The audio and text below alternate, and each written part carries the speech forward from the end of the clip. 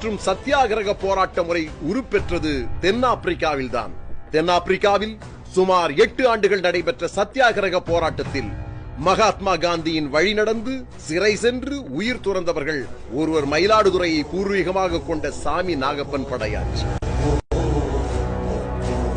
சத்தியாகிரக போராட்டத்தில் பங்கேற்றதால் கைது செய்யப்பட்ட நாகப்பன் படையாச்சி தண்டத்தொகையை கட்டாமல் சிறை தண்டனையை ஏற்பதே சத்தியாகிரக போராட்டம் என்பதால் சிறைக்கு சென்றார். சிறையில் கடுங்குளிரில் கொடுமைப்படுத்தப்பட்டு குற்றுயிராக வெளியில் வந்து ஒரே வாரத்தில் மரணத்தை தழுவினார். அப்பொழுது நாகப்பன் படையாச்சியின் வயது வெறும் 18 தான். சத்தியாகிரக போராட்டத்தில் பங்கேற்று வீரமரணம் அடைந்த முதல் தியாகி நாகப்பன் படையாச்சி என்ற பெருமையை பெற்றார்.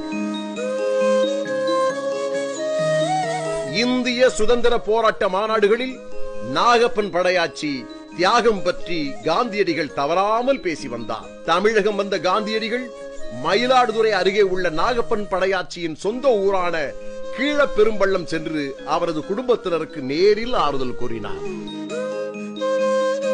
தென்னாப்பிரிக்க தலைநகரம் ஜோகனஸ்பர்க் நகரில் சாமி நாகப்பன் படையாச்சியின் நினைவிடம் அமைக்கப்பட்டு அவருடைய தியாகத்தினை போற்றி வருகின்றனர்.